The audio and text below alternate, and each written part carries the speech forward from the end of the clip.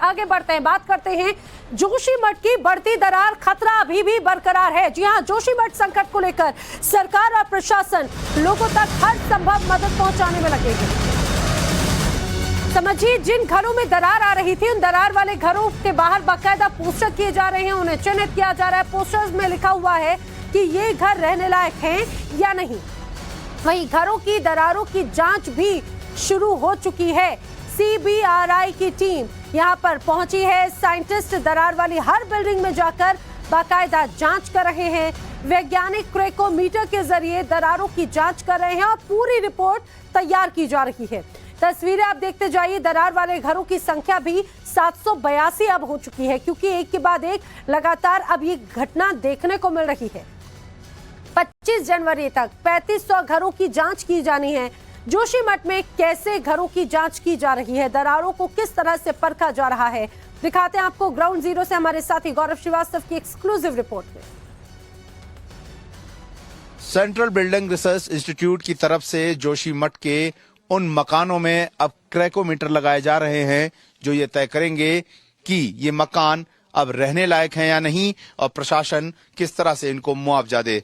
दरअसल जोशीमठ में दरारें आने के बाद भारत सरकार के तमाम मंत्रालयों के अलग अलग संस्थाएं अपने अपने हिसाब से अनुसंधान में लगी हुई हैं। उन्हीं में से एक संस्था जो है वो सीबीआरआई है और सीबीआरआई इंस्टीट्यूट जो है उसके टेक्नीशियन की टीम जो है अगले 10 दिनों तक जोशीमठ के तकरीबन 3500 घरों में क्रेकोमीटर लगाएगी।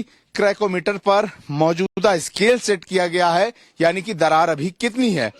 अगर स्केल पर दरार बढ़ने की स्थिति ज्यादा होती है, उस स्थिति में उस मकान को आगे ना रहने लायक जो है घोषित कर दिया जाएगा और वो मकान जो पहले से ही रहने लायक घोषित नहीं है उनके लिए आप देखें तो सुनील वार्ड के इस मकान में सीधा स्टिकर चिपका दिया गया है और लिख दिया गया है अनयूजेबल, यानी कि अब ये मकान कहीं से भी लोगों के रहने लायक नहीं है और अगर लोग इसमें रहते हैं तो उनकी जान को खतरा हो सकता है। ऐसे में अब देखना होगा कि जो रिपोर्ट इन क्रेकोमीटर के द्वारा उत्तराखंड प्रशासन को सौंपी जाती है उसके आधार पर वो मकान जिनको गिराया जाना है और उसके बाद प्रशासन के द्वारा मुआवजा तय करना है उनकी संख्या क्या होती है, क्योंकि सरकार जो है मुआवजा देने से पहले सभी मापदंडों पर मुआवजे की राशि को सिद्ध और तय कर लेना चाहती है और यही वजह है कि इस तरह के क्रेकोमीटर लगातार जो है जोशीमठ के दरार आए हुए मकानों में इंस्टॉल किए जा रहे हैं। वीडियो गोपाल शर्मा के साथ मैं गौरव श्रीवास्तव, टाइम्स नाउ भारत, जोशीमठ से।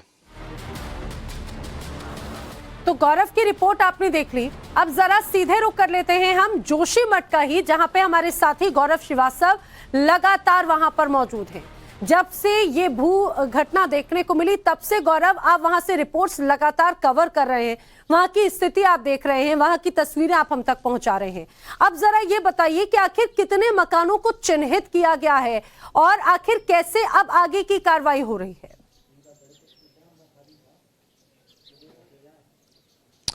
बिल्कुल, देखिए मकान जो है तकरीबन 781 की संख्या में हैं जिन्हें बता दिया गया है कि वो रहने लायक नहीं है।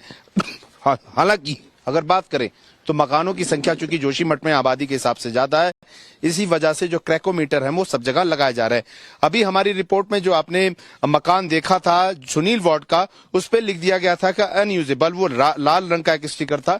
वहीं आपको एक दूसरी इमारत दिखाते हैं जिसमें ये पीले रंग का स्टिकर है जिसमें लिखा हुआ है असेस फर्दर, यानी कि इस बिल्डिंग का अभी आकलन आने वाले समय तक किया जाएगा, क्योंकि इस बिल्डिंग में अभी लोग रह रहे हैं और यहाँ पर अभी रहने लायक परिस्थितियां हैं। और ये देखिए, ये क्रेकोमीटर जो है इसका स्केल सेट है।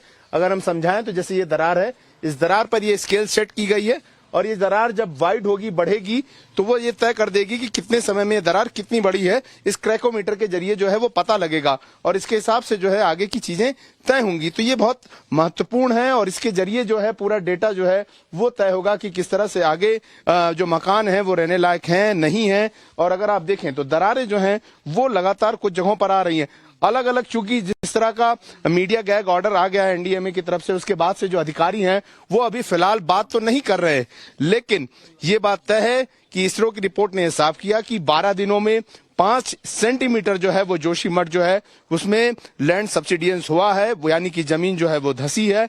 इसके अलावा अन्य जो रिपोर्ट्स हैं विशेषज्ञों की, जिसके बारे में अभी जो जिन्हें पब्लिक नहीं किया गया है, उनमें भी जो है तमाम वो आने हैं। अगर देखें तो यहाँ पर टीम जो है अभी भी मौजूद है CBRI की, अगर आप देखें, और वो लोग लगातार इसका जो है वो डेटा कलेक्ट कर रहे हैं। यानी कि यहाँ पे ट्रैकोमीटर लगाकर उसकी क्षमता देखी जा रही है, अभी कितने फिट है ये मकान रहने के लिहाज से, ये भी जांचा जा रहा है। जानकारी के लिए गौरव आपका शुक्रिया।